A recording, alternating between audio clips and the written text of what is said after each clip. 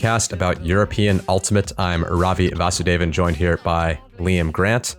And Liam, you just got finished playing a big Frisbee tournament. How'd that go? Yeah, out of retirement. I don't know if I was ever in retirement, but yeah, it was good fun. I way prefer Beach Ultimate. I actually played 2 tournaments back to back. I actually went to a tournament in Ireland, Cork Open, and it was wet and muddy, and the standard wasn't great. I just got drunk with some of my friends, and yeah, I wasn't overly excited about Frisbee. But then, yeah, I was in Portimao for the party in the Algarve, and that was so much fun. Great weather, great event, well organized.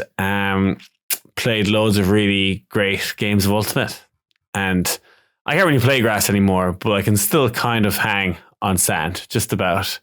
So yeah, it was fun. It's weird having Ultimate like taking up my weekends again. It's been a few almost years since I've had like back to back tournaments and stuff like that playing. So yeah, it's good. How have you been? Yeah, I'm doing a lot better now. So apologies to our fans. We didn't get a EUCF recap episode. Normally we do one the week after EUCF, but I got COVID, and I actually had COVID, it turns out, during my commentating of the Saturday and Sunday. I was feeling a little feverish, and I actually just like kind of powered through it. And then I got home and found out I had COVID, and then was just basically like wiped out for 4 days after that. So I have no clue how I was able to commentate. I listened back to some of the final, and I like sound like I have all this energy. Like literally the day afterwards, I was in bed all day, and I don't know how I stood up during that. But yeah, that was nasty. My first time. That's the World Masters way, you know? Yeah. Get COVID at the event to just kind of keep doing your thing. Keep powering through. I'm like, every Ultimate event now, like if you haven't got COVID, you're probably going to get it, or there's just like re-get it. And that's just like, I think a price you pay for Ultimate events now. That's why I feel like it's been at every event this year. Yeah. It's a big risk you take. I think I got it before the event because I was already getting symptoms during the event. But luckily, I think I'm from the LTTV team. I think one other person got it. I'm not sure it was from me or not. Probably was from me. But so far, it seems like nobody else got it. So I'm thankful for that. That was the thing I felt like guilty about, was like sharing the room with everybody and being like, oh, shit, that I gave it to lots of people. But it seems like most people avoided it, which is good. Yeah, well, I'm glad you're okay, mate. I didn't notice any dip in your performances. So well able to play through the COVID. Glad to hear it.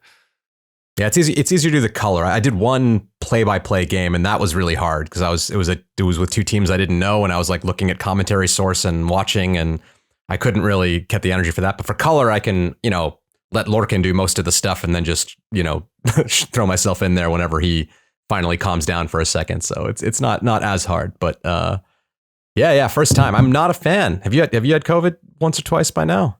I have never tested positive for COVID. Okay.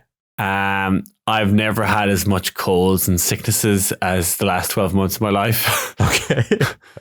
I definitely had like a runny nose all this weekend. I didn't even like it. To be honest, it's kind of fine. So I didn't actually test this weekend, but like there's a lot of times the last 12 months where I tested and I was like negative, and I was just like, I don't know if I can get this thing, or like I just consistently have it all the time, or I don't know. Never test positive. I'm sure in one of those I probably did have it.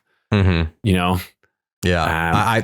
Mine was there was no like thinking it's anything else. I had a fever. Had body ache. I had headache. And then I've been like coughing. Hopefully I don't cough too much during this recording, but I was coughing for like 2 weeks after I finally got over the fever and body ache. So it was still a pretty nasty disease for some people, for me, for sure. So I'm looking forward to, here in the Netherlands, we haven't got the boosters yet, but I'm looking forward to when we get the booster for the next one. I'll be getting that as soon as I can.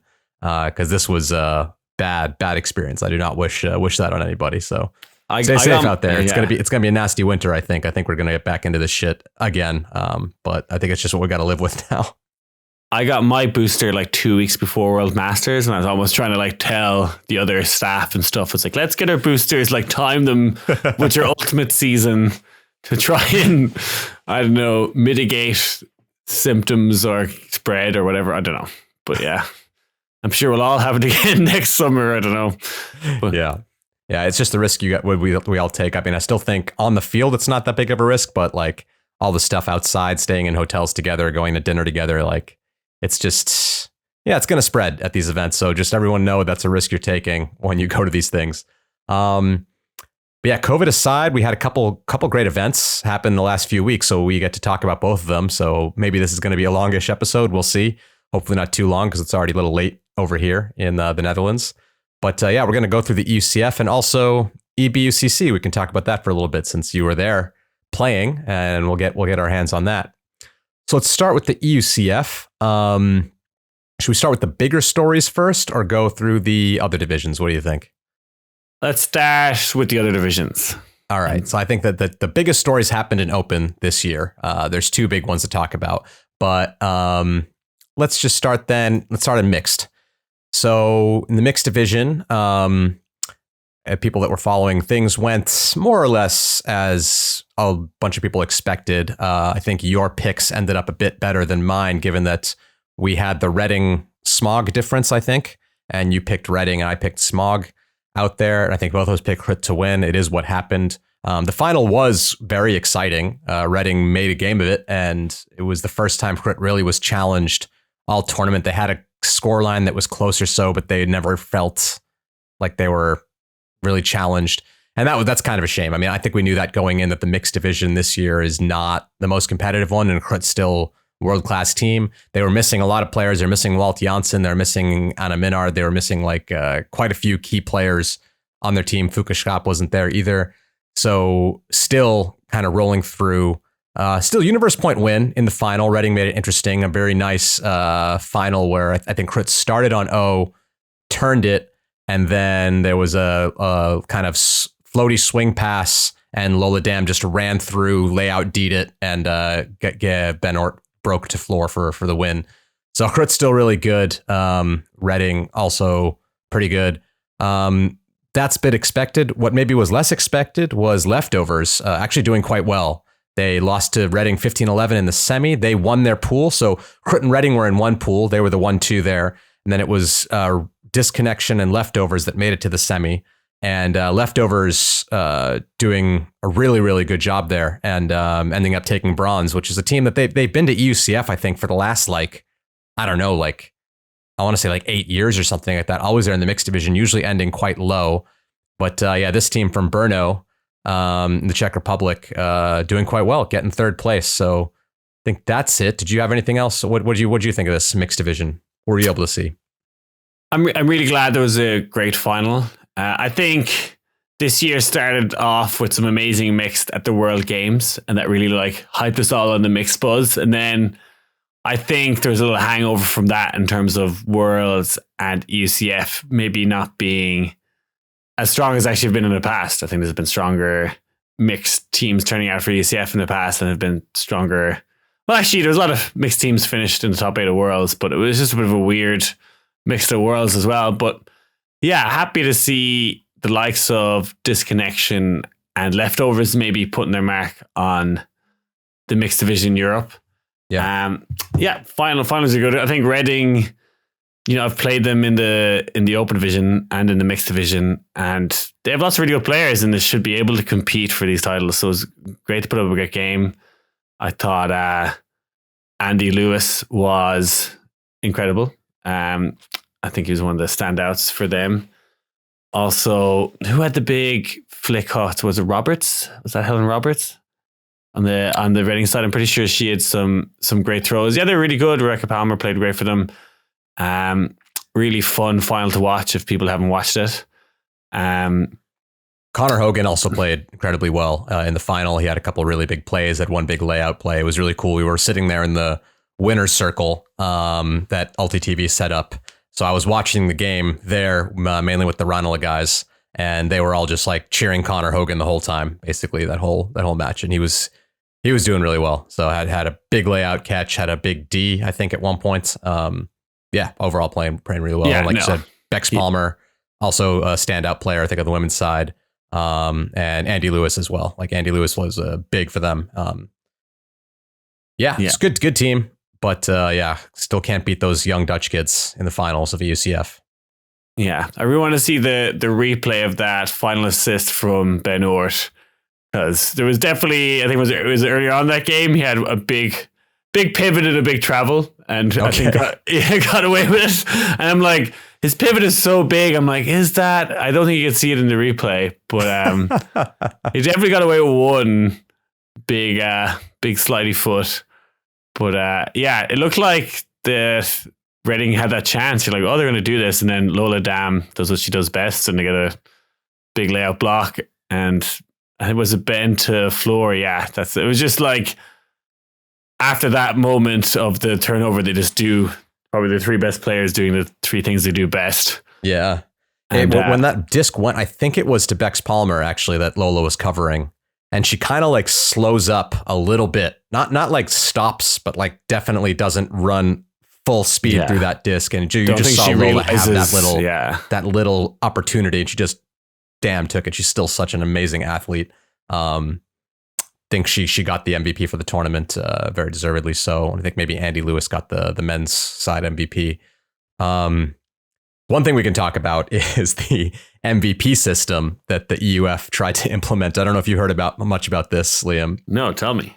So EUF was trying to give out an MVP award. They did give out MVP awards for the three divisions, and they gave 4 MVP awards. They gave a male matching and a female matching award in the mixed division, but they did it in a bit of a weird way. Basically, they allowed it to be publicly voted on. So they just gave it was like Instagram vote or something like that, or all social media, whatever. But they allowed people to start voting before the tournament even started. So it was just kind of like a popularity contest there. But they also told the media team, can you guys give your feedback? And if it's definitely very far away from what the people decide, we'll just go with that. And in the end, they just kind of went with that. I think that's, don't know if I could say that, but yeah, they said that was always the plan, that it wasn't going to be deciding, but if there was somebody picked there from the people's choice and it was a close person, they would maybe give it to them. But in the end, I think if you want to do this right, you have to pick people that are actually following the event and actually watching the games. It definitely can't have people vote on it before the tournament starts, because then it's really just who can get their friends and family to vote for as many people. So I think in the end it went to the most deserving people, but they kind of just gave it to the media people to decide. Who won the popularity contest? You should announce that. I don't know. I should try and get the results from EUF. We can publish that out there. Interesting to know. So I think that's it for mixed. Not that much really to write home about. So let's go over to the women's division, where I think the results were pretty clear in the end. Should we do our picks for the mixed division, or we still do all the picks at the end? Or I think you won the picks for the mixed. Because I'm sorry, I can't. I should have written them down. It's actually another thing. I met Chris Gaffney at some point from Wall City. We'll talk about him in open later. And he went up to me and just said, "You guys have a really good podcast, but just do a little more preparation." And he especially called us out. Now I want to say he was right. That we should at least try and make sure we know all the teams and where they're from, and look at the bracket a little bit beforehand. And I will maybe next year we'll try and do that a bit more. But yeah, here. Yeah, it was too long ago that we did the picks, so I didn't write them down. But I believe you should win the picks, because I think I had Smog in semis and you had Reading in semis, and besides that, we had everything exactly the same. I believe. I'll take it. I'll take that win. If we don't have to actually figure out if I actually did win or not, I'll take it. Women's is going to be harder. I might have to go back and listen and try and add a little recorded bit here for the picks, because I don't really remember what the picks were there. But as it was here, we had Kuzbshout beating Yaka 15-9, quite a decisive victory. Actually, the same scoreline flipped around from last year, where Yaka beat Kuzb 15-9. So what to say there? I mean, I think what you can say there, that's kind of expected. I think we knew Kuzb and Yaka were a little head and shoulders above the rest, but it was interesting down the line. I mean, Kuzb, they both won their semis huge. I mean, Yaka won their semi again over Seagulls 15-8, and Kuzb won their semi over Bristol 59. I think the bigger surprise is the fact that Seagulls and Bristol made the semis. Yeah. So, yeah. there's some spice there. Like there's actually a lot of spice in the bracket of the women's division. We can talk about, not the team spice, just to clarify, but they were not in the bracket, no. Or whatever they were. They had some other name. They were like Synthesis, I think, like the Spice Girls, the Spice and the Spice Girls. I don't know the Spice Girls. Yeah, I think. Yeah, I mean, let's talk about the finalists first, and then we'll go to the rest of the bracket. But Kuz Shout just looked like the best team there, and Yaka did have Aline Mondiaux. Rasta was playing. I actually got Paula Boss come up to me, and she heard the podcast. She didn't know that that Rasta was like nursing this injury, and so she was like really worried because nobody had told her that maybe Rasta's not going to play EUCF. She's like, what the fuck? But apparently not. She did end up playing, as I think you predicted, that she'll end up finding a way to hobble her way around. She was still really good in the handler space. Definitely a bit of a step behind. I think she did some cutting. Did you notice that? Like, she was like sometimes the initiation play. Yeah, which was interesting to see. So was able to hobble around on some unders every now and again. Yeah, she managed to get her way in there. But actually, I think a lot of the other stand-up players from what I saw, Jeanne de Laval, good as per usual. Robin Fenning doing some Robin Fenning things, but like Rikke Knudsen and Caroline Thyssen, the foreigners on the team, also doing quite well. Katharina Meisel also doing very well. So still, Yaka's quite a good team, and not all of their talent necessarily comes from France. But yeah, they have a program that attracts top athletes to come play for them. There's definitely a lot of chatter, and we'll get to the open division about like how much are these clubs bringing external people in, and does that kind of cheapen it? I don't know. I do think that, the likes of Yaka and Shout, these are two very strong programs, and they also attract lots of pickups to come play with them.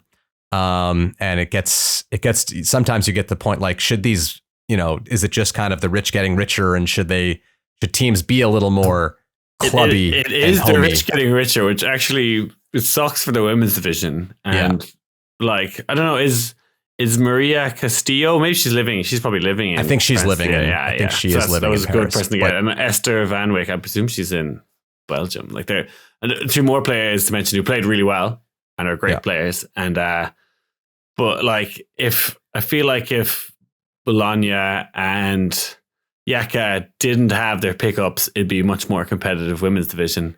Yeah, and they don't. It's not like they need the players. I feel some sympathy for clubs. They're like, we actually just need to fill out their roster, or like maybe one, or if someone has some kind of playing history, there's some kind of connection there. Yeah, but yeah, I like both these teams probably would have made the final without the pickups. Maybe not. I'm not sure Yaka would make the final without their pickups. Yeah, to probably be honest. not. I think Yaka, if they really took people that only lived in Paris, the team wouldn't be that strong. To be quite honest with you. Yeah. So that gets into it. But let's go outside of Yaka and Shout for a little while. I think that's an age-old debate, and I do agree. I think the women's division would be a little better if some teams didn't do that, and mainly Yaka and Shout, because I think they're right now head and shoulders above the rest. And yeah, of course they have a lot of good homegrown talent, but they take these all-star pickups and it cheapens the division a little bit. I have to say.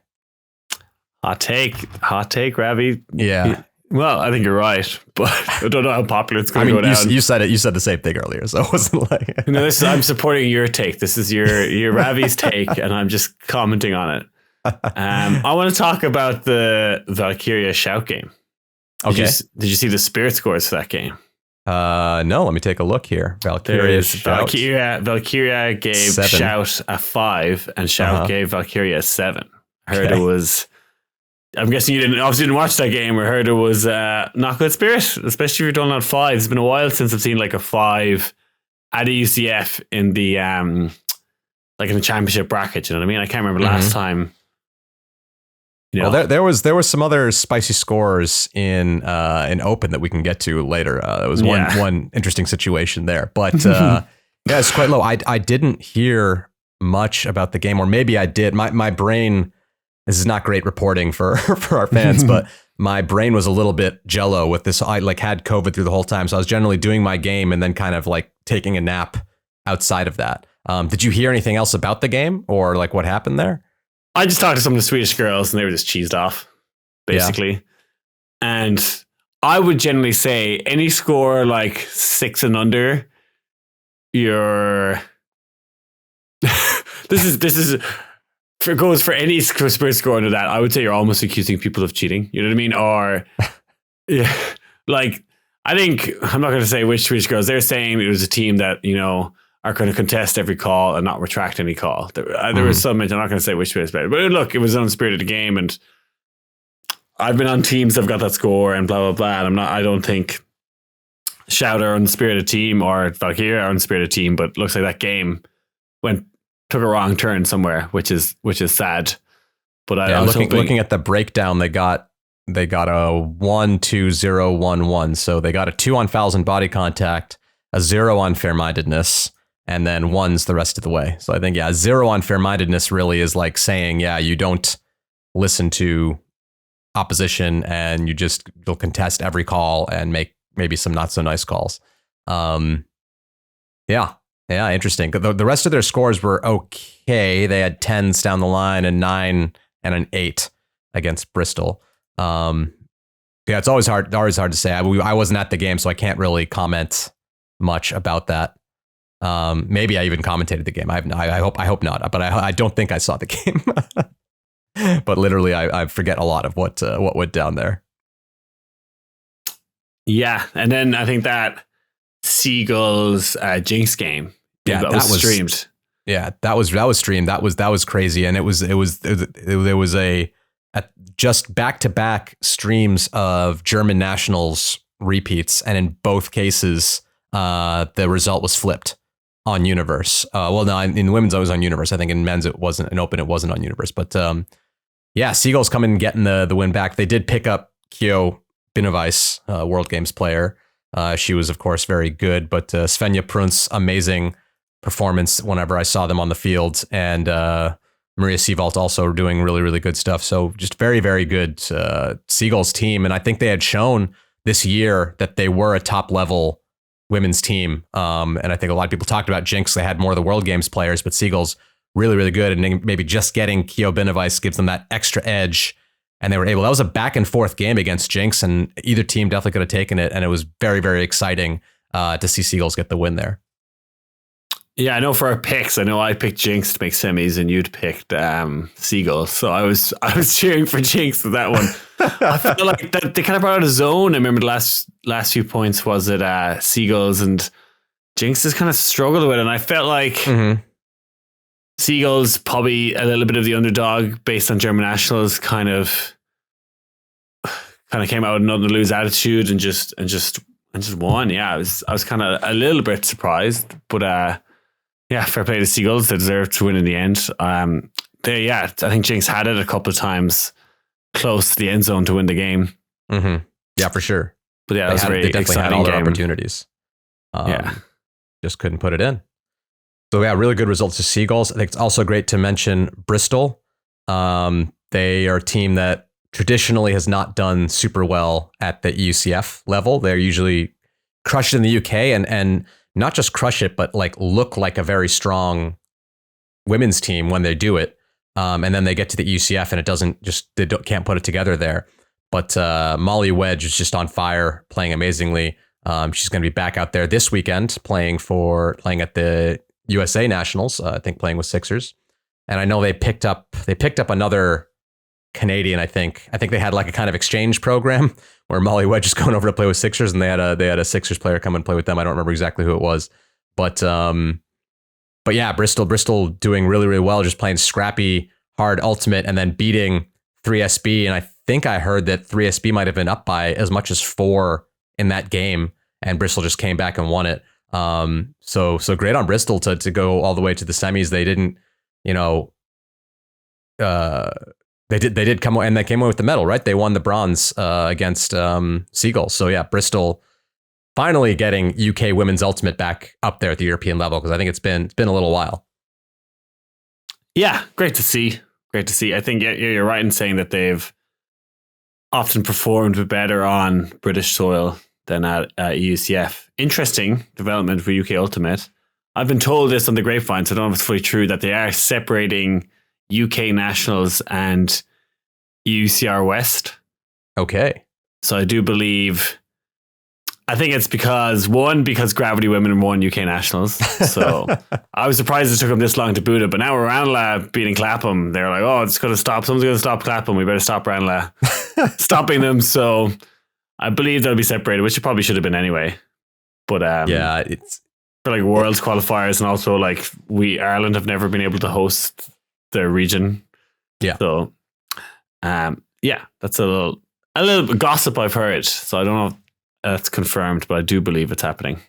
That's not, I think that kind of makes a little bit of sense. I think that every other region, even though, okay, it's only 2 countries here and one country is a bit bigger than the other one. But every other, region does it separately from nationals. So I think it could make sense. It's good for the development of the sport that's there across the board. And you could even, I don't know, like they could even consider putting another team in the West if they wanted to at this point, if they switch it up that way. So I'm interested to see how that shapes things up. I think they don't need to. The UK Ultimate scene is big enough that UK and Ireland's a good region, but yeah, good development. Let's see. Yeah, 3SB Heartbreaker. I think they played extremely well throughout the tournament, and they lost on Universe to Bristol. It was the only loss in the tournament, I think.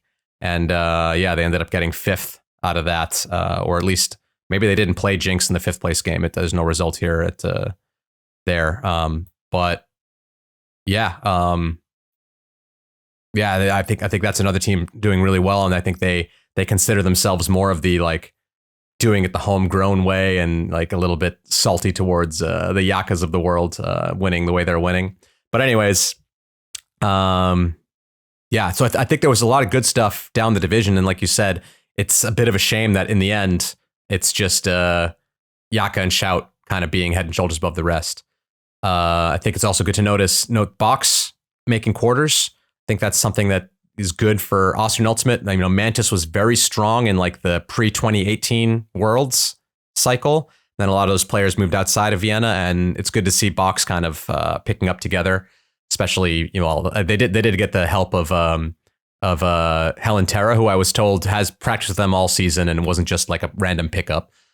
She was there, and of course, really doing a great job helping them get to quarters. So that's good result for Box, and playing competitively with the top level. So I think the women's division, aside from the top 2, was a very competitive one, and it's good to see a lot of teams kind of raising up to that level, and we'll see how that develops in future years. Good. So I think we can move to the open division. So let's see. Do you want to start with the final discussion or start with the spicy discussion? There's 2 things to mainly talk about. I don't think we need to talk about the final much. There's much to say. There's a bit to say. Phenomenal game. One of the best games I've seen. Let's go through it as it happened. The division. Okay. I think that's so. Plays start at the beginning of the tournament and go. Yeah. Okay. So we can skip. No, we can't skip. We got to start in pool play. That's where things got started.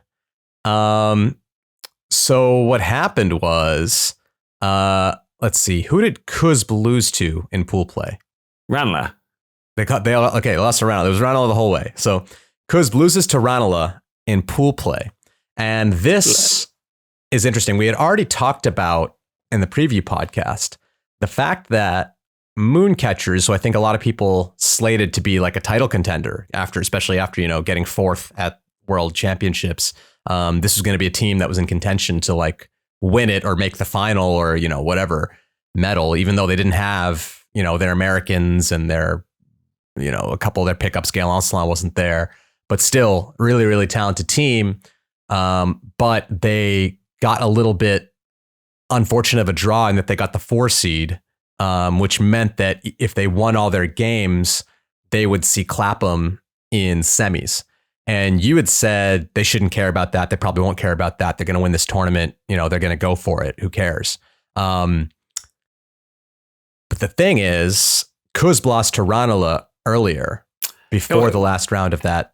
Let's just put in the asterisk that needs to be on that win. You know what I mean? I'm only able to dig down Ranelagh very little in this next 20 minutes of discussion, and There was a lightning delay or whatever, and oh yeah, sorry, I totally forgot about this part of the story. Yeah, go on. We didn't put in that part of the story. Go for it. Explain. Not that I was there, but I think they went as Ranelagh tended to do, go down in the game and technically win it. I think they're down. I think they broke to take half. Was it 8-7? Yeah. So Cusb was up 7-5 in the game, so they were already up, I think, 2 breaks. And then Ranelagh, I think, scored and broke twice to take half. So put 3 in a row in to take half. And then Lightning stopped that whole round, which made a lot of results kind of weird and topsy-turvy. And then Ranelagh ended up taking the win over La Fota. Davide was furious about this. There was a lot of very funny calls to the EUF telling them they have to figure it out. It was really funny because at first he was like arguing that they won because they won the flip. And he hadn't mentioned the fact that they were up 7-5. So there were some breaks involved. So it wasn't exactly just because they won the flip. But he did mention that later because apparently they got a WhatsApp message from Ted or from whoever in the EUF. And if he checked the timestamps of that chat. And apparently they got the message to stop playing when Cusb was still up. And so, but nobody heard it until after Ranelagh was up. So he was like, oh, but now you have to, he was just trying to grasp at anything to like get them to get that win. And so then he basically went up to them. First he was like, oh, you're just giving it to Ranelagh. They just won on the flip. They shouldn't be able to win like this. And then he was like, oh, but you gave us the message that it should stop. And we were up at that point. And he's like, oh, well, you were up. Then they didn't just win off the flip. So which is it? And he was trying to like, you can't have it both ways, Davide. But yeah, in the end, they had to give up the loss. So that was a pretty funny turn of events there. Got an easier side of the draw, La Fota. That was good. They got an easier side. Got to avoid. Yeah, but I can't. There's very little digging down I can do of Ranelagh. But one thing I can at least do is put a little asterisk over this La Fota win. Yeah, right. Interesting about like how that stuff is decided. I remember Ruben Berg, who's on the rules committee, asking me, if a game ended. Let's say it was ended 7-5 whenever they heard it. Should that score stand? And I think the rules committee were talking about is if one of the if it was on serve and no team had broken, they'd feel that's pretty harsh. But they're saying if any team had a break or were up a break, that the result could stand. They were debating that. Yeah. That's not in the rules though. Officially not in the rules currently. This was he was asking my opinion. I saw like ideally you want the game to finish, right? That's the ideal situation is La Fota and Ranelagh finish that game delayed, but obviously that's not always possible if you're. Yeah. So yeah, interesting to I don't know if you think the rules state basically if you've reached half, yes, it's done, and if you haven't reached half, it's up to the TDs to decide how to deal with it. There's still like I think that's what the rules say. And if there's a way to, but you can't. Yeah, this time there was because they had no lights for any of the fields except for on the satellite fields. So there were actually a couple games that still happened on the satellite fields after the storm went away. But because of that, they couldn't. I think they had no other choice than to just make the results whatever they were. And people knew going in that's what they were going to do. They had told the teams going in, if there's a lightning delay and we can't keep the games going on, it's just going to be that score. So you just got to do whatever you can do. To start things off and start strong because that might be it. So anyways, Ranelagh gets this win over Cusb, asterisk win. Good call, Liam, for bringing that up. And Mooncatchers are in a situation where they have to decide what are we going to do, because now they would not only be in a game with Clapham, where they'd have to meet Clapham in semis, but they would then have to meet Cusb in quarters if they win out their games, because Ranelagh beat Cusb. So they have a game against Chevy in the last round of pool play, and it's basically a game for who wins the pool. And I was commentating that game, and I went to the teams beforehand, and I asked, "What are you doing?" I talked to Matt Bevan from Chevy. I think he had no idea about like this Cusb thing or whatever. And he was like, we're just going to win. We had a bad, run at Worlds. We thought we could have done a lot better. We didn't do that well this season. We got kind of screwed by the format a little bit since Alba beat us at regionals, and then we couldn't. We had to play Clapham in semis at UK Nationals, so that was our only loss, and we ended up getting third. Blah blah blah blah blah. All this stuff. So we're just going to go out there and try to win. And Mooncatchers, on the other hand, I talked to them, and they had a 4-hour discussion the night before within the team to decide what to do about this situation. And from what I understand, something around half the team said we need to win. We need to go out there and take it. And half the team was like, this is kind of stupid to win this game. And basically what they decided was everybody on the field was going to try to win it, but they were going to rest starters and rest stars. And because they were like, no matter what happens, we have, was that the case that if they won, would they have had a pre-quarter game, or would have they gone straight to quarters?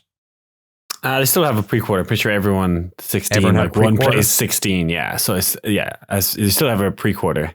Yeah. So they were like, we're going to have another game no matter what. And everybody in the top 16 is good or whatever. So we're going to rest our players because we've already made it to the bracket. That's basically what their messaging was. So in the first half, I think Ref played like 1 point. And in the second half, Don Demarais played 0 points. He didn't play the whole second half. Ref played still a little bit. And it was funny because they were up, I think, 8-6 or something on Chevron. And I heard somebody apparently on Chevron said, guys, I think they're trying to hand this game to us and we're not even like taking it. Were they actually trying, Chevron?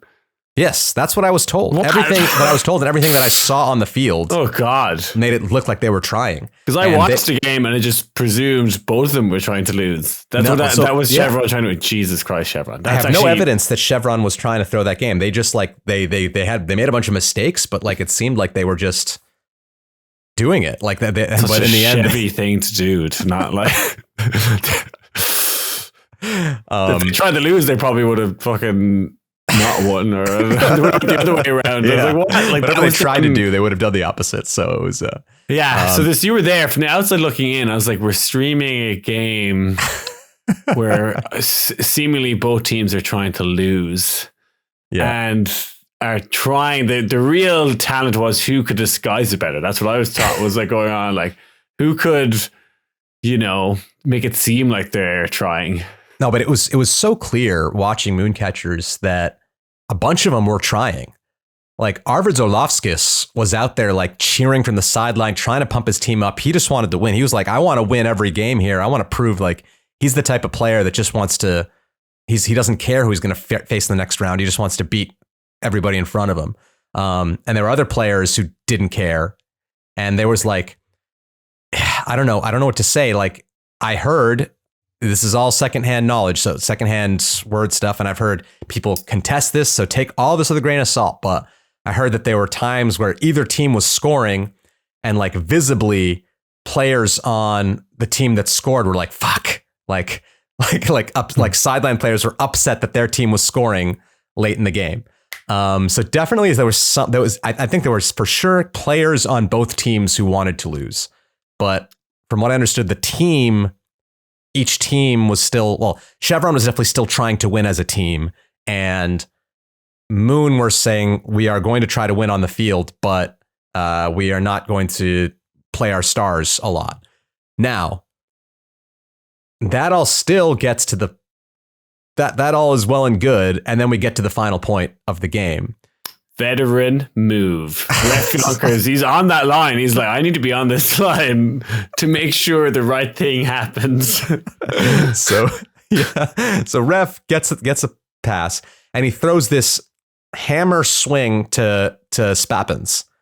And to be fair, he threw that throw at least 2 other times in the game, and it was successful, like dead on. That exact same throw was thrown twice from him to Spappins. He usually hits it when he wants to hit it, right? Is that what you're saying? Exactly. So this is. I don't know if that. So a lot of people are saying like, come on, that hammer throw. That's definitely he was just turning it over.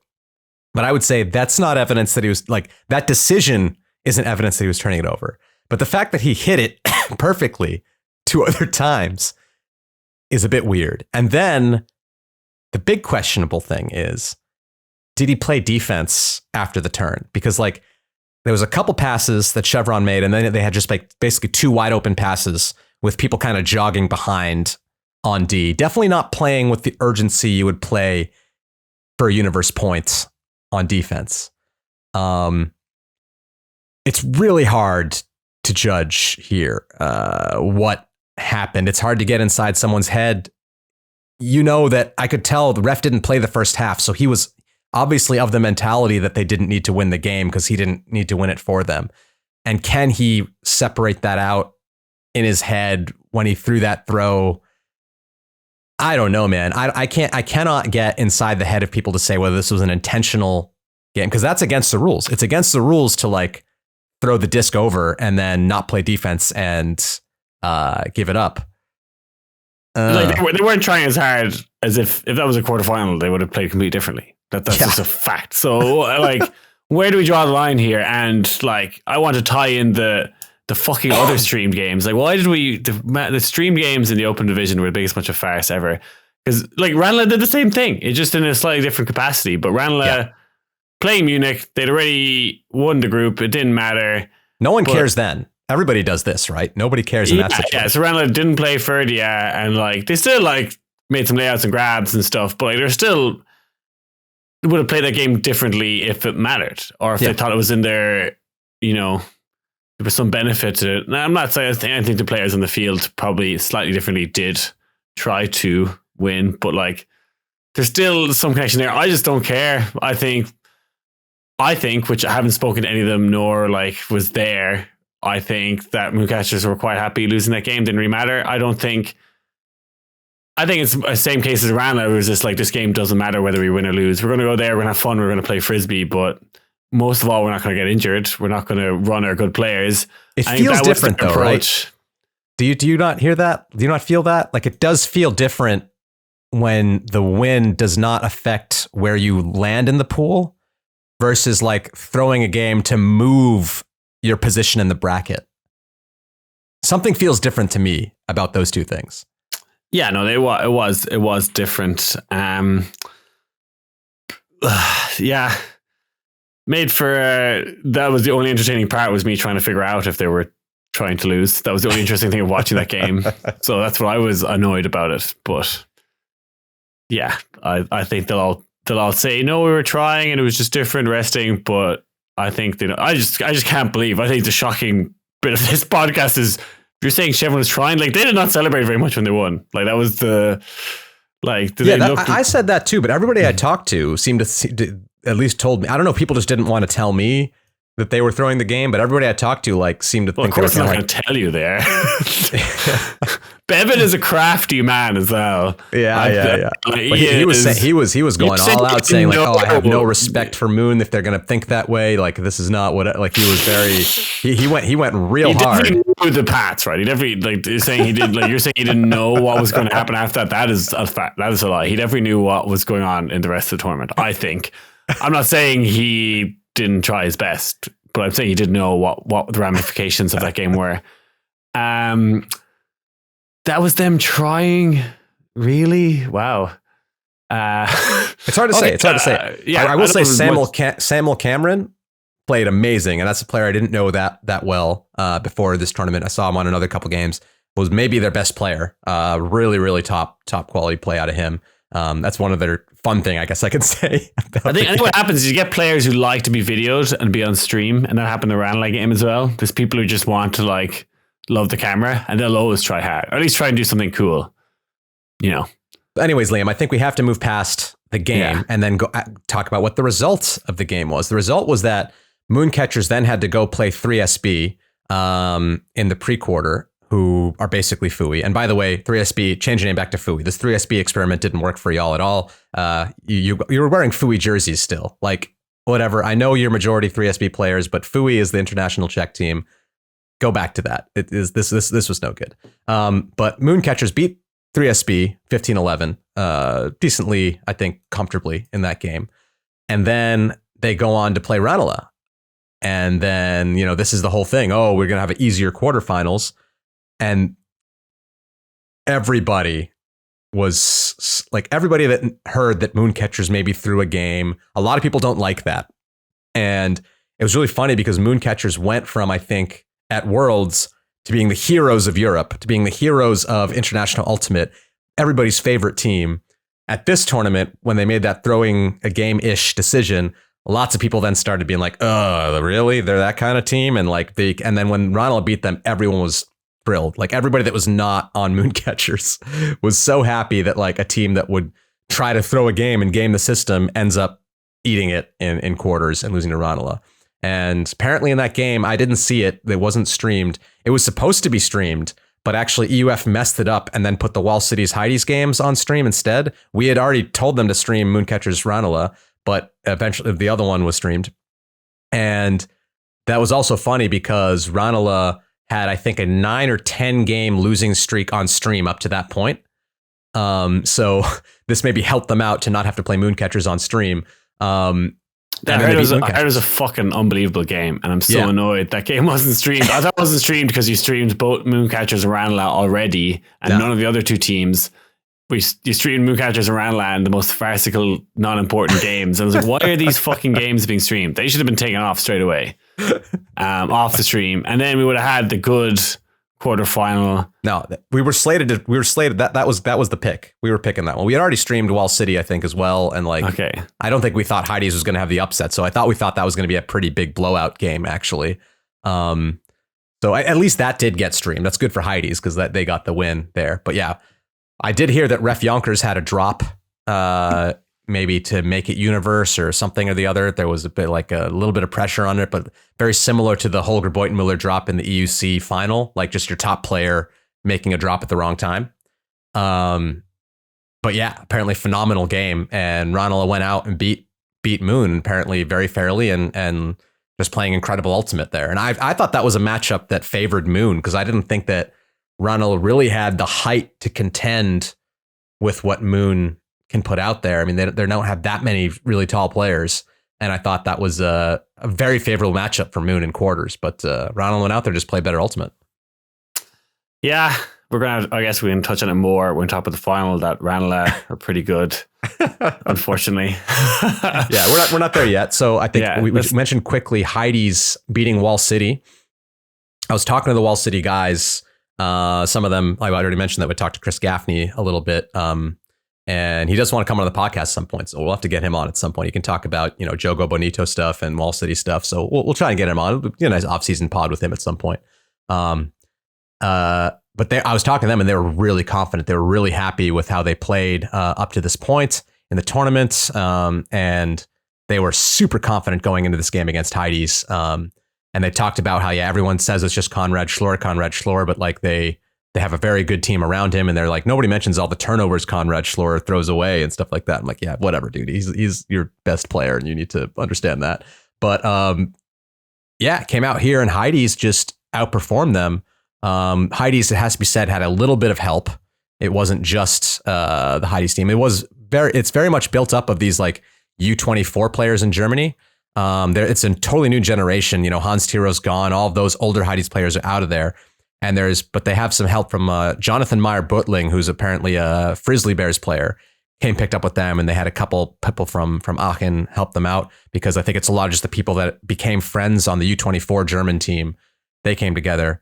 Also, Alberto Girotto from Padova brought him and Roberto Palmieri, who were a couple really strong Italian players to help them out. But still, really, really good stuff. When I saw them at regionals, they just had a very, very solid offense. Terrible semifinal for them. But aside from that, put up some really, really good results. And took it to Wall City, just like Seagulls did, with maybe a little bit more help. Wall City probably brought their actual regular club team, whereas Heidi's was a little bit bolstered. But it's just one of those things where they know each other so well, and Heidi's were able to overcome. Really, really cool stuff for them. I think really, really great results. Yeah, I just want to clarify, like I've always have a tradition of throwing shade at Heidi's of like the lads on holiday kind of a thing and just turning up for the numbers. I watched the semi-final and the quarters, like I don't know who any of these people are. These are not the lads I would usually beat in the first game of EUCF. So let's just take it as a new team, and I wanted to support and congratulate those young lads for making it to the semi-finals. I think Suntag played some really good ultimate. I know, yeah, they looked really good, and I think that's I'm not sure if they were the fourth best team there, but making it to the semifinals is great for them, and if somebody huge player and they'll gain from that, I think they're a team that they're going to improve a lot over the next few years. As you said, I think they had some of the Padova players kind of bolstered as well, was it? Mm-hmm. Just a couple, but that wasn't really what they were. It was really mostly Heidi's players that were doing. Jonathan Meyer-Butling from Frizzly Bears, who apparently he was maybe one of the star not Heidi's players, but aside from him, they're pretty much doing it through their talent, from what I saw.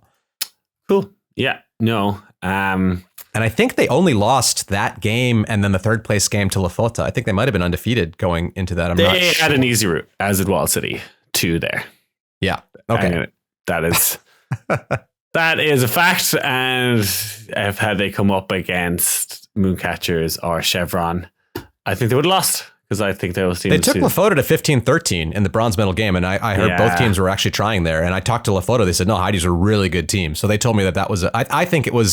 I think the only game you saw out of them was the quarter, right? And they had a uncharacteristically bad game there. I saw the semifinal. Semi, that's what I mean. I saw the quarter and semi. Yeah, okay. So the semi, they had an uncharacteristically bad game. And yeah, they beat Wall City, who's I think a very good team, solidly a top 8 team in Europe now, and took Lafota to 15-13. So I don't know. I don't want to take anything away from what they did. I don't. Are they the fourth best team? You can only play the teams in front of you. They got fourth. Yeah. If I was ranking teams again, I would probably still put Mooncatchers, Chevron, even possibly 3SB above them. There. I thought they got a good run. But look, they can only play the teams in front of them. That happened. I think Ranelagh made semis last time. And I just thought they had a good run. Different, obviously, this year. Yeah, we talked about those semis. I watched that Clapham Cuss game. It really felt like it was the final. It really felt like we were watching the final. At the time, that's what it felt like. Excellent game. Yeah, really, really good. Seems to be still just kind of doing that force middle and the same defense that seems to fluster Clapham, but they kind of rallied well, Clapham, and I think when they play their best, they're still, very, very difficult to beat. But that was a really exciting game. And then going to the other semi-final, which the first few points were horrendous. Ranelagh played horrendously. Ranelagh played in the first 3-4 points of every game they fucking ever played in the last 2 years, and generally go on to win them. But in Irish Nationals, they go down a few breaks. I remember they watched that GOAT game at Worlds in the final, which we'll talk about. They just, the first few points, they're dog, and then just go on to be an incredible team after the first few points. Just to clarify. But yeah, it's the first few points of that game with Heidi's, I was like, this is the worst EUCF semi-final ever. And then actually Ranelagh turned it on and started playing their offense and just left Heidi's in the dust and were clearly a superior team. But yeah, it was very cool, weird. It was a real come down off the other semi-final, just those first few points anyway. I think both teams were a little bit there's a big, I don't know, trying to, getting used to the occasion. Obviously, Ranelagh had been the semi-final before, but I don't think they saw this as a real opportunity to make the final, you know what I mean? Yeah. So I think they just needed to settle their nerves a little bit. And probably for Heidi's, it was, I'd say, probably a situation they weren't expecting themselves to be in or haven't been in before. But yeah, really contrasting semi-finals. And then there's not really much to talk about the final, really. Just, Not much to talk about. Yeah, it was EBUCC. We just go straight on to that. How does this feel? I mean, look, everybody listening to this point, listening an hour into Eurozone, knows that Ranelagh wins on Universe, takes home gold. First time an Irish team does that at the European Championships. Club championships anyways. Man, what a game. That was like you said, it started off and I was like, okay, I guessed I guessed 15-9. Everybody was guessing what the scoreline was going to be. How badly is Clapham going to beat Ranelagh? I guessed 15-9. And by the way it looked in the first few points, I'm like, oh man, I gave Ranelagh too many points here. It went 4-1. And I didn't actually watch it live, but I didn't get any spoilers. I was like, I'm not getting up at like 8 o'clock on a Sunday. I went out the night before. And I roll over like 11 o'clock. I was like, fuck, I watch it. I won't get any spoilers, watch the whole thing. And I was like, oh, Jesus. And it was like 4-1 down. I was like, yep, glad I didn't get up to watch this. And I think it was a shot to the end zone to make it 5-1. And Sam Murphy got that poach block, which really, I think it was one of two kind of early blocks to keep him in the game from Sam and for him to go on the fairy tale performance of a lifetime to win the game. But they had a bad start in that and looked like they were going to crush them. And I think if Sam doesn't get that block, they lose. Like 4-1 down even to come back from that. Yeah. Sam Murphy, MVP. I mean, so we were talking about MVPs of whatever. He got the MVP of the tournament. It wasn't even close. I mean, he was played out of his mind in this game. He saved 2 passes that had no business being caught. One of them might not have even been in. They were pretty close to the line. But, they got called in, whatever. It's the way the game works. That layout block he got, he was like,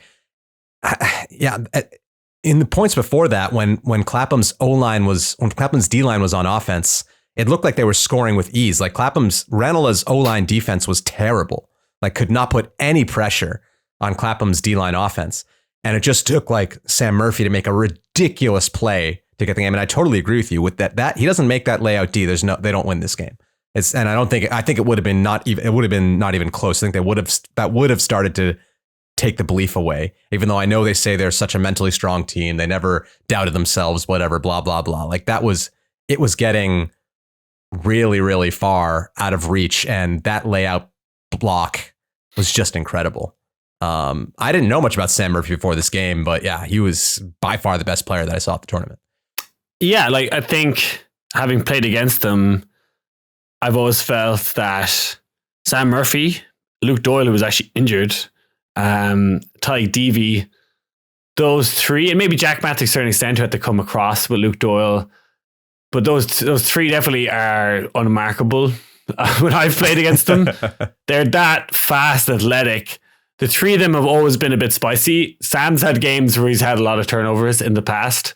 And I think the big thing was just reining that in and allowing maybe Ferdy and Matt and Feely to make more of the big throws. And look, he had the game of his life. But they're always, every game they played, they can always get us free as easily as they did against anyone in Europe. And I think Luke Doyle was a big, big loss for them, not having him and doing it without Luke. I think bringing over Jack from the D-line, Jack is an incredible player.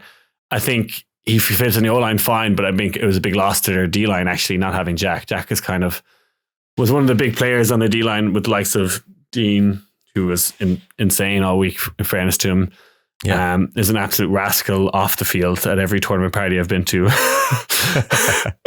But yeah, it was quite a comeback, and I don't know what else, how much praise I can give him. I just feel better that having lost them so much in my lifetime, feel justified that how good they are.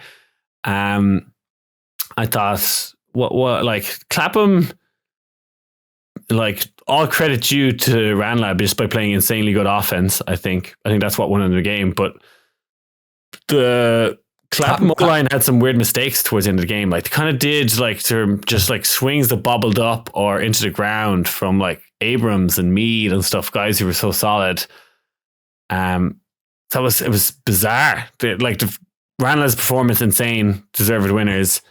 So played so good and are one of the best teams in the world. But Clapham's mistakes were just a little bit bizarre. Yeah, they had a number of mistakes. Also, Connor McHale had 1 or 2. That was very uncharacteristic. They were definitely leaning on him. They were crossing him over to O a lot, and I think he had at least 1 pretty bad turnover, and a couple times on defense he was just getting beat deep by the likes of Murphy, by the likes of Deavy. I think he wasn't really stopping what they were trying to do. And yeah, it was some weird turnovers at the wrong time. They were just popping discs over. Ranelagh just kept throwing force middle on him. And that seems to be, like you said, Kuz was doing that, but Ranelagh did that the whole game. And there was like once or twice where they did that force middle, and right when they changed the force, Clapham immediately threw a huck because they're, the deep defender, like they basically were on the wrong side when they were, switching the force up.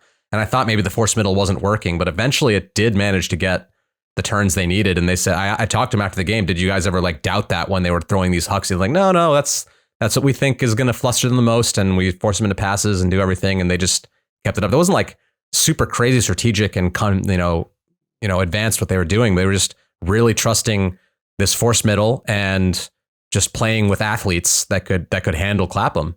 And eventually, I don't know, Clapham somehow got flustered.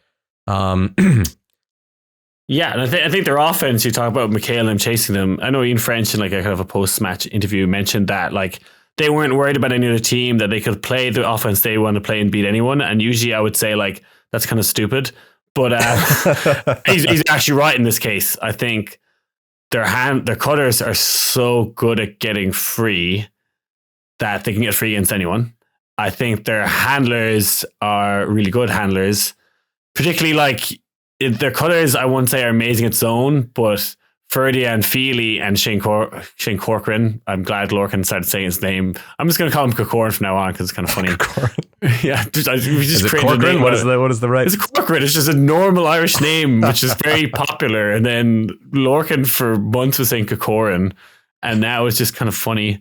And I'm going to call him Corcoran or Kukoran or just kind of roll with it now. So Corcoran likes playing zone. So they've handlers that are very good at smart making decisions, can make the big throws.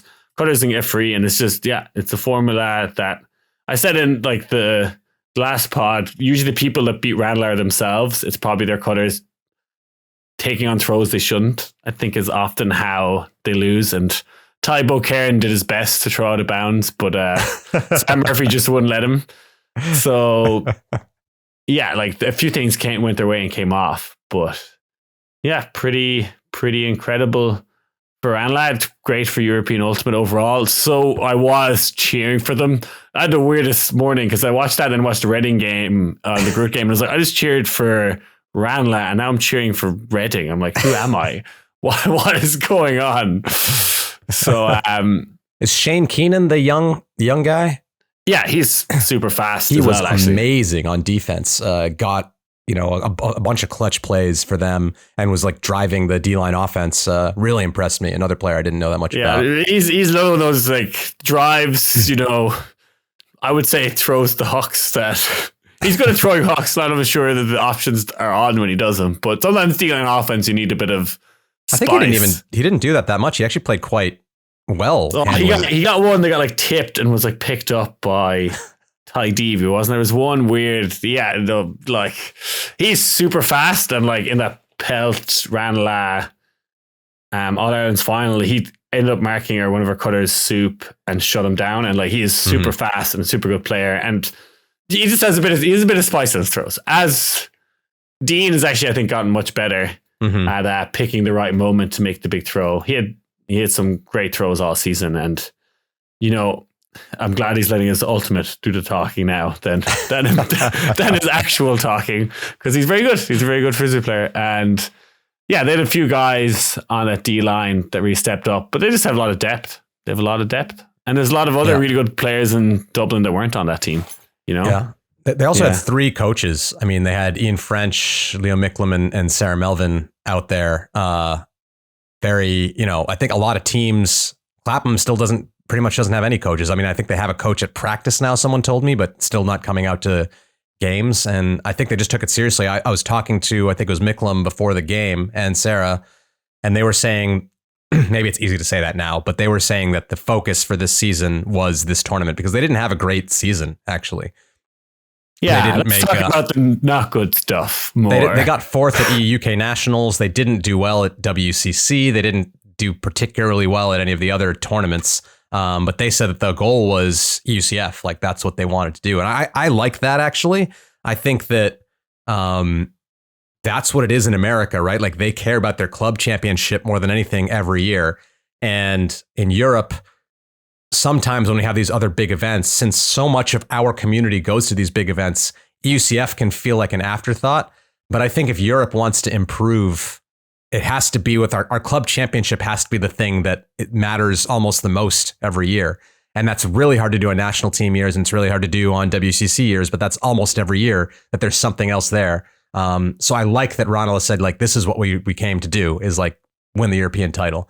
And I think it's what Europe needs.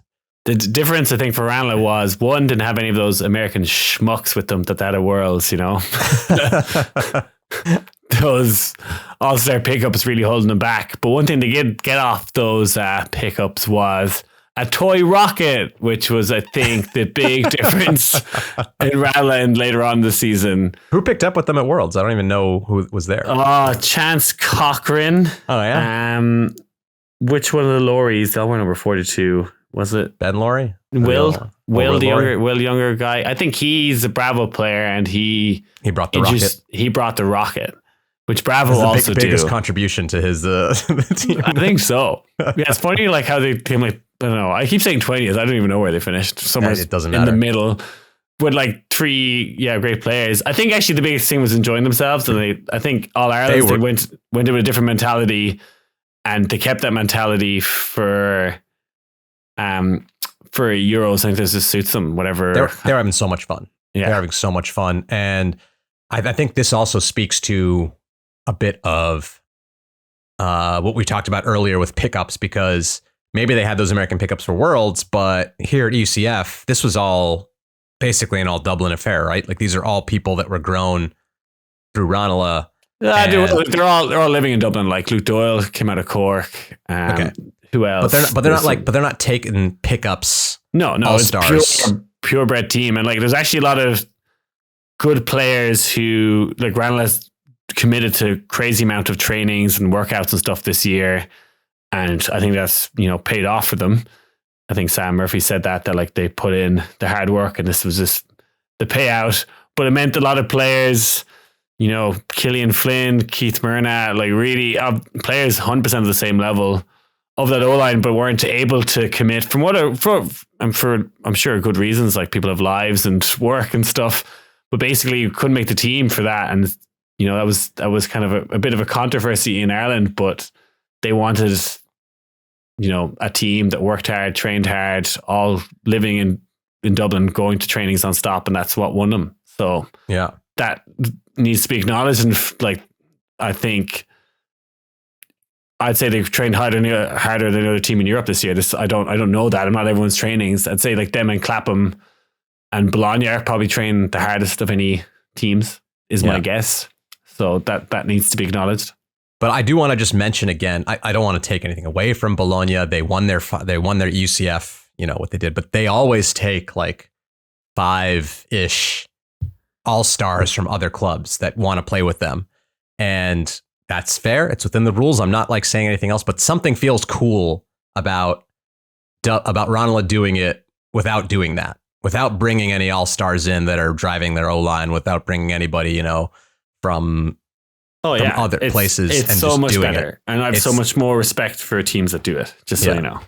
Yeah. So to go do it, Bologna, because they can. They're like, Bologna can do it, and Mooncatcher is like, I'm at the stage now, I saw so many youngsters, Belgian youngsters these days knocking around the place, that I really hope both those teams go the Ranelagh and Clapham route of just being like, no, this is not what we're about. We're about commitment and, you know, focus on the people living and playing in the area. Yeah. I mean, yeah, with Moon, they wouldn't have done as well if they didn't have Orlovskis on with their team this season, and didn't have like even Aslan at UCF at Worlds. I mean, sorry, he wasn't at UCF, but so yeah. But you know, it does feel better. You get more respect, and it feels cooler when it's all based on your homegrown club team. So we'll see. We'll see what teams do. I mean, maybe Ranelagh will be an inspiration to some teams to be like, oh, we want to do it that way, and we'll see. You know, they're never winning it again, right? Oh, I don't think that. Yeah, I'm not. I mean, do you know? But here's some costs. Do you know what's happening? Like the team is pretty much falling apart. Not falling apart. Okay, I'm over exaggerating what I'm about to tell you now, but okay. Sam Murphy is supposedly moving to San Francisco. Ty boy. Deavy is supposedly moving to Vancouver. Jack McNamara is moving to Sydney. They've all told me themselves they're doing this. Tyg Bogan-Carey is going to London, which he'll probably end up playing for Clapham, so that might help. Ranelagh. Tyg is actually a Pelt player originally, so I'm allowed to throw a little more shade at him. Fair play to him for winning one of several, Pelt players to have an EUCF medal. Pod Sweeney did first. You need a Pelt guy to win, I think. To beat Clapham, you need at least one player. You need Pelt players. Yeah, you need one Pelt player at least. So that's going to be tough for them next year. Tough. Yeah, that's quite a lot of heavy losses. Yeah. So that was their one time only. They can all move away in a bottle. Yeah. All right. That's it for picks. Do you remember much about the picks here? I have no memory of who we picked for what. I think I won. We both picked Clapham over Cusb in the final, I'm pretty sure. Yeah. So that's a wash. I'm pretty sure we're even Stevens, because I think I don't think either of us had Ranelagh or Heidi's at semis, so that's going to be even. So it's got to be down to spoons. Do you remember who you had for spoon? Nope. I think I had Outsiders as my spoon pick. And let's see where they fin. They tied for last. Fuck, but who? With RFO, Reflying Oysters. Yeah, I picked them. Did you? Did you really? I think you didn't. I think you picked Smashed, or you picked... No, I didn't pick Smashed. I know UK teams are actually pretty good. Did you pick Devon? You might have picked Devon. No, I thought Devon was doing well. I said Devon are okay. That was one of my things. Well, Devon finished 21st, so that would have been a good pick. The Big Easy? Oh, I did pick the Big Easy. Yeah, so they finished 21st, and I got 23rd. So I'm winning. I won on the spoons. I think I won women's, though. Did I? We didn't talk about it. You won mixed. What did we decide on women's? I had Shout winning. Did you have Yaka winning? No, I had Shout winning. You had Seagulls, but I think I had Seagulls in, but I think I had Valkyria make the final. I think I had Valkyria make the final. So did you have Yaka Shout in the final? Yeah, I did. And you probably won that one. So that's a 2-1. I love how we're just debating this rather than we don't actually know. We could be wrong, but listeners, let us know in the comments. I'm sure the teams probably know better than we do. Yeah. All right. That's 40. We're an hour and 12 into this recording. We'll take a quick break here, and then we'll do a very quick lightning round on EBUCC. But we're not going to do anything this in depth. Sorry to Beach, but we won't take it this. Okay, Liam. EBUCC. We're not going to go into nearly as much detail as we did with EUCF, but we'll mention the highlights. And I think the first highlight we got to mention is you playing. So how was it out there playing with Show Me Them TDs? You lost to a fellow Irish team in bracket play on Universe. So how did that feel?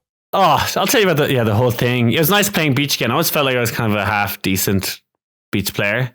And after the first game, I kind of felt like I played good, which was great. It's nice to feel like I could contribute to a team. I played with Pelt at Cork Open. I didn't feel like I was really contributing at all, to be honest. So personally, it was nice. I just love playing sand. I just love it. It's easier on my body. I love running on beach. We had 4 Universe Point games. The last 4 games were Universe Point. A lot of cool stuff happened. I'll talk about me first, and I'll talk about the tournament as a whole. Got to smash the Swedes, which was so good. We beat the Vischauffeurs like 13-6, I think. I think it was 13-6. Okay. And I know the guys Lele, Johan Lee Anderson, who's like him second overall scorer in the division, and Martin Filipowski, who's just turned 48. But they're both really good players. And I was like, had played with them with Old Sandy Basses. So I'm like, I'm coming for you fucking boys. And I played good, but like my teammates had the best game they've ever fucking had in their lives. And we smashed them so hard. And actually, I was like marking Lele, and I was like, yeah, you're not going to score on me. And he didn't. And I was pretty stoked with that. And then like Philly, the 48-year-old, I'm like, who likes to handle, I was like, I'll force him deep. And he actually roasted me deep, but it was overthrown. But that was a lot of fun. We actually I was like looking at our scorekeepers this one, and I was like, oh, it was Lasma Kubitska was our scorekeeper for that game. And Helena Orlovska, which is Arvid's twin sister. I did not know he had a twin sister.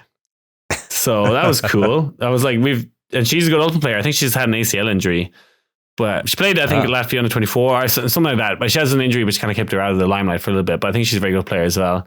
But I was like, we have two awesome players. They're like, wow, you guys could like win this division and stuff like that. I was like, we have never played as good in our lives as we did in the one Sweden game. They're like, yeah, probably you and Salzburg in the final. I was like, not a fucking chance. But then what happened? Yeah, I kind of realized it was going to happen. We're going to play Sand Job in the pre-quarters. I just like to say that both Irish teams had the worst names / hilarious one. Show me them TDs and Sand Job. I was like, really taking Beach Ultimate seriously. Yeah, they were like, we were both really good teams, but like everyone was pretty drunk, and we had like 10-ish players, and I didn't really want to play them, and they won in Universe. I probably didn't have my best game of that, to be honest. But it's just like every time we play them, it's just they were like both teams like half Pelty, Ranelagh, a few other people. It was just like mix of good Irish players. So yeah, they came 8th. I think after that, everyone got pretty drunk. What other fun stuff? I had a good game against the Chronicle Dizziness. Would you play in those guys? They were throwing some shade at me, I think, at the party the night before. And I was like, I'm coming at these fucking boys now. But like there was 12 of us, like 10 of us made it to the game in time at all. I'd say we arrived like 3 minutes before game time.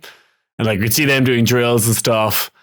And I think they took an early lead, and then we like got a break or 2 and 1, and I was so fucking stoked. And they were in shock that the team that like were visibly like hungover and still drunk, if even, turned up and beat them. So yeah, if you're gonna, a team's gonna party a lot, don't be taunting them. Don't tempt, the dragon. So I was really stoked to beat them, and then we played Fab on Universe again, lost.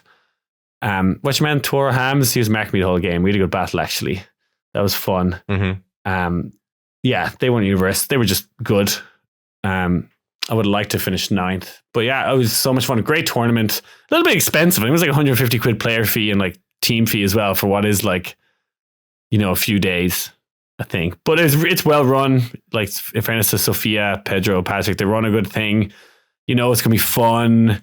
They got a lot of the good things right. Portimao, like the beach is incredible in Portimao. Such a great place to have a tournament. They should do more. Never been there. Yeah, just like fair airports closed, things are reasonable value. It's just so nice to be there. Like even if we lost games and stuff, I was just so happy. I was just so happy. Good weather, good teams, good vibes. Yeah, fuck, I love it. I love it. It'll make you fall in love with Ultimate again. So I was really stoked to play. Really great Ultimate, really spirited. I also want to shout. I want to shout out. I think it's. I forget who designed this, but their score reporting, they just take the Ulti Organizer like back end, but like put a very good front end on it. And it's such a good user interface. It's so much better than USAU Score Reporter. It's way better than Ultimate Central. It's just like a very nice way to follow the tournament. You can click on every team. They have stats for every game. You can easily see, the path every team's taken. You can easily see the bracket. Like everything is just very well thought out. It works good on mobile. It works good on a laptop screen. It's just head and shoulders above everything else that's being done on score reporting. It's a very simple like thing, but they've done it well. So please, please, please, EUF and everybody else, just like throw everything else away and just hire these people to like just do this for your tournaments. It's so much better than everything else. I just want to throw that out there. Yeah, no, I agree with you. I can't remember. I know the guy's name that does it, and he's in Portugal, isn't he? Bruno something. Bruno, I think. Yeah, it's Bruno. I don't know his last name, but yeah. Yeah, it's hire really Bruno. Pretty. It's really Find pretty out Bruno. As well. Okay, talk about the actual divisions themselves. Yeah, let's go. Let's also do this the same order we did this before. So we start with mixed. Final was Guayota Jogo Bonito. Actually, it was the same final I saw when I played Sandslash the year I went to Sandslash. It was also Jogo Bonito Guayota, and I think it was the same thing. Guayota beat them by a couple points. Looks like these two teams were pretty heavily above the rest of the division from what I saw. Do you see much else of this division? Yeah. Who else was good? Shaq actually had a pretty good team, and his Jolly Rogers were the English guys. I think those were kind of decent. Jolly Rogers didn't make quarters, so did it not? No, I'm looking at the bracket. So oops. Well, maybe I think they were head and shoulders above other teams. But yeah, it's cool. It's great watching the Spanish teams play in all divisions because they are not as good on grass. No, and if they play a lot of the teams, those players on grass, they would lose. But it's their real understanding of how to play beach ultimate that wins them, their tactics and style, and their good small ball. And I just love to see it. You love to see it. Yeah. Like beating Jogo Bonito, where it's just like they're just better chemistry and understanding of thing is winning the game. And it's just nice to see when like, you don't want to talk chemistry, strategy, all that stuff. They were so much more athletic than Jogo Bonito. Anna Chesky was playing for Jogo Bonito. She's a very athletic player on grass, but on sand, she looked completely outmatched by, I think, Marta Añeros was one of their players that was there, incredibly good. I believe, man, who else was there? They had a couple good players. I wanted to shout them out. But yeah, their female athletes on sand were just rapid, and it's really the Gonzalez sisters. You got Christina and what's the other one? They're all Patricia. Yeah. I think they're super good fast. Yeah. Very, very fast. And like they couldn't keep up. Like other teams couldn't keep up when I saw and I saw the same thing. I remember seeing the same thing at Sand Slash. They just know how to run on sand better than most other people because they just do it all the time. Yeah, I think it's like there is a bit of timing and movement and how to actually stop and stuff on sand that I don't know if you went to a gym and see them more athletic. I think you'd actually find, I think like the Jogo Bonito would probably be, if it's just their ability to run on sand and how to run on sand, I think is why they're so good. Yeah, but it was a really good final to watch, actually, that one as well. Yeah. All right. Not much else to say about mixed. You said Chalks had a good team. They ended up getting fourth. B-Fire, which I think is traditionally not really the most spirited team in the world. They took third. They had a closer game earlier in the tournament, but I think they won that last game 13-5 against Chalk. So very, very interesting stuff. Go to women's, and we see here a completely different Valkyria team than the one that was at EUCF. I think they, like, all the top players from the EUCF team none of them were on this team. This team was like mainly Russian, it looked like. Yep. And I think they were just using the Valkyria name to get into this tournament. I don't know what's going on there. Do you have any clue? That was kind of a little bit it. And I asked the E6 players, I think they played them in the the semis, and they felt they're really good players and they get on with them really well and they're really happy for them to be there and they wanted them to be there. And that's like, well, I actually feel the same way now that you've said that. So, I really liked the Russian players that were there, and I'm glad that they're able to participate. It's sad that for other reasons, which we're obviously not going to get into, that we don't see some of the great Russian frisbee players in these kind of events anymore for the time being. So I was happy to see some of them. That's how I felt. Frisbee is about love and spirit and playing, and they embodied that when they were there. So I was happy to see them. It's in the bizarre circumstances that they're probably playing on that team. But yeah. And women's division was a little bit weird, and like I really went well-run tournament, except for there was a couple of teams only had 5 games. Like E6, the Swedish team, had 5 games. Like we had 9 games. 5 games. I think I meant 5 games in one day. 5 games for the whole total. Oh Jesus! Like we had 9 games in the open division. Now there's other teams might have had 8 or even 7, but like 5 is not a lot for how much they paid, and it was a bit weird that that really happened in the women's division. I think it happened maybe Peach Please as well. So I think they were a little annoyed about that, but then they won, so probably didn't care as much. And I'm pretty good friends with some of the players on the team, and they were a little surprised to win, but they shouldn't be. They've been winning European championships for most of their lives, a lot of those players. So fair play to them. Yeah, they beat the Casalletas in of course, the Spanish team doing really well. Almost losing Copenhagen Hux in quarters 8-7. They beat them, but then they crushed Kila Boom Boom in the in the semi. Yeah, it looks pretty good. Yaka was there with pretty like decent Yaka team, but this was mainly their French players, I would say. Yeah. Didn't have though the rest of them, and ended up ducking out in quarterfinals. Yeah, Icenior, good to see the old Iceni players back out there, but they just getting 7th, just above Yaka, so are showing their age a little bit. But yeah, I think it just goes down to the Swedes, E6 having a tremendous game, and then Casayetes, again, like you said, a lot of the names on this Casayetes team, I'm looking at their top scorers. You have people like Valentina Bohr, Maria Hezior. These are names I have like in the grass scene, I've never heard of these people, and showing. So it's so great. It's also like feels weird. It was happening in Fendisk in the Open as well. We're just like, these guys are awesome. They're beating players who are considered the best in Europe, and we don't know who they are. And we probably won't until the next EUBC or next beach tournament. And like, they don't particularly know who the others are. It's funny you talk in Spain, they're like, oh yeah, that's the woman who's like the best in Beach Ultimate right now. And it's like, there's this other little micro community of Beach Ultimate players that kind of know each other that we just don't. Maybe it's Iberian kind of thing a little bit, or Spain and Portugal. But yeah, it's kind of funny. It was a good game. They had their own kind of Spanishy style. The Swedish women play very good Beach Ultimate. They know how to play tall ball when needed to, but also just good throws, decision. There's a lot of experience. I thought Kiki Eliasson had that grab of the game. She did the splits and hurt herself.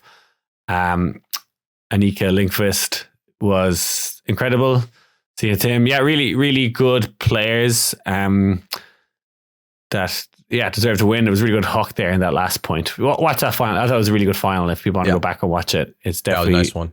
Yeah, E6 had the buffer, right, and then Casayetes had the kind of comeback, but then E6 played the really nice, solid 0 point to finish it off. And then so let's close this podcast out talking about the Open Division. I was shocked that Salaspils I saw this Salaspils roster. And I'd heard because Ned Garvey, friend of the podcast, Eurotrash player, was talking up the fact that they picked up, they had basically all the top Salaspils players, plus they had Justin Ford and Ben Ort picking up with the team. And I was like, this team's just going to smoke everybody. But they had Fendisk in their pool play. They'd managed to beat Fendisk on Universe in pool play, and then lost to them on Universe in the final. And again, like you said, this Fendisk team, most of these players I'd never heard of. Of course, they have Sebastian Spiegel, who's a German World Games player, so I did know him. But this dude, Alvaro Iturmendi, who scored all of their goals, had 30 goals throughout the whole tournament, which is just an absurd number. Never heard of this guy before, and was an incredible athlete out there on the sand. This was shocking to me. I mean, how did you feel seeing these people, this team out there? It was awesome. They played really good small ball, and they were an equally matched team. They did the Universe point in the group stages as well. As you said, Novak obviously, and was one of the people that two of us would have known them. I guess I recognize some of them from playing a lot of Beach Ultimate, but Ito Mende, was it Lopez Argonez? I'm not even sure how to say their names. They were really fucking good. Just played a lot in tight spaces very well. Yeah, that kind of style of beach offense. I figured out getting breaks in beach offense is really hard. If the weather's good and people play good offense, I think it's harder to get blocks. I don't know if it's just you can't really poach as much because you're kind of slow on sand, and it's kind of a big field considering there's 5 players, that just playing really good small ball is just really hard to beat. And I find it's really hard to play defense because it's really hard to change direction when you don't know when you have to change direction.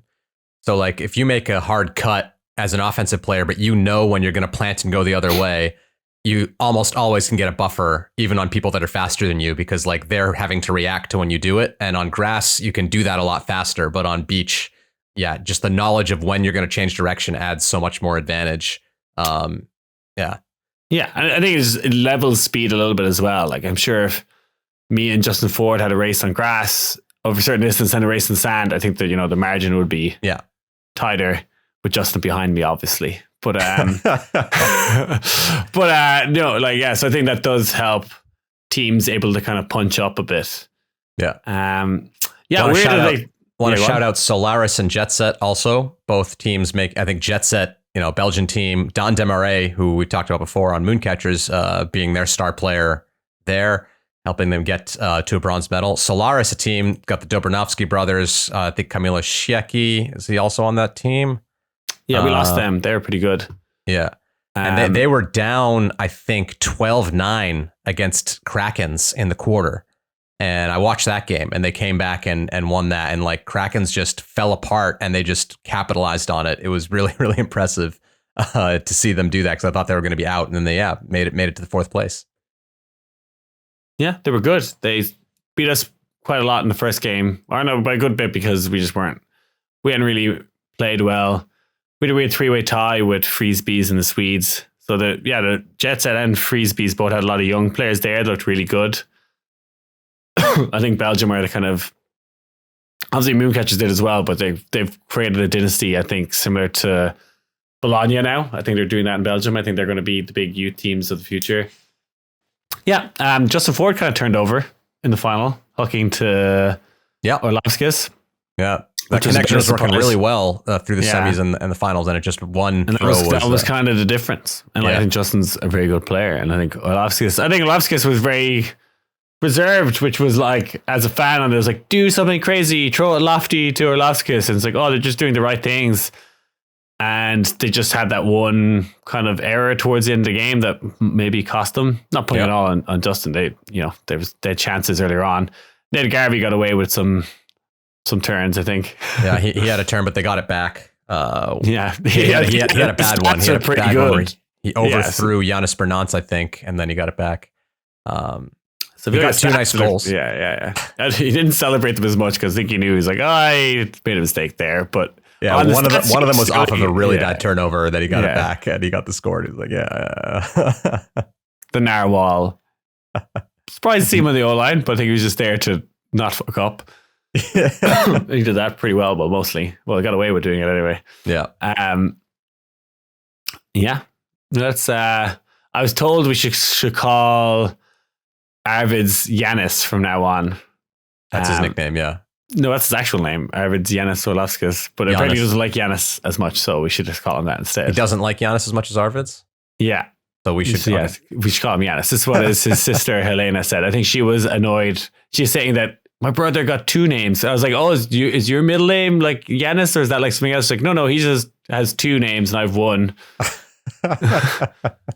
And I don't think we realized that they were twins or related, because her name is like Orlovska. It's actually a Polish name.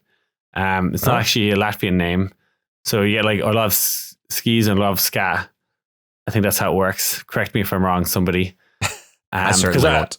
Yeah. So I was like, oh, make like Justin Ford's name Latvian. They're like, okay, Justin's Fords. And I was like, no. Because I was like, Fordlovskis. And they're like, Orlovskis isn't a Latvian name. I was like, all right. Yeah, it's like Justin's Fords. I was like, yeah, that kind of Benjamin's Orts. Just add S's to the end of names. But apparently that's all you have to do, really. And then like do little accents over things that don't actually mean anything. All right, Liam. Any other, I think we did an hour and a half here. Anything else on EBUCC? Close things out? Oh, I'm sure I have something good to say. Not really. Well, we might, or do you have a subscribers only section? You got to save a nice story for the subscribers only about the party or something like that. We'll get there. So that'll be for the subs. If you're hearing this, hopefully All2 World gets this podcast out in a reasonable amount of time. It is the week before U.S. Nationals. I do want to shout out a few Europeans that'll be over at U.S. Nationals. So if you're following that along, there'll be some people to watch. I think Gal Ancelin is going to be on GOAT. Leif Waljak should be playing for Brute Squad. You've got Sarah Eklund on Traffic, I think. Yeah. And the Finnish Inka Vestman and Essi Inkinen are both playing on Sixers. And what do we got? Anybody else? Is Ben Ort playing with? Ben Ort was on Truck Stop for U.S. Open, but he said he wasn't. Last I talked to him, he didn't know whether or not he would be playing at Nationals with them. So I'm not sure. But Walt Janssen is on Machine, playing on their O-line. So a lot of European flavor this year at the. Yeah. I was asking Sam, I think Freddie and Sam Murphy were Probably give him offer the spot at double wide. And I was talking to Sam about it. He's like, man, they're not that good. Not that nice. Even though they beat Bravo in like the regionals or whatever. I was like, did they go over? And I was like, yeah, fair. So yeah, I think that's it. I'm sure there's others. Robbie Brennan, but that's not really. He's not European anymore. Yeah. He's Canadian. He's on the Canadian World Games team. He's not European anymore.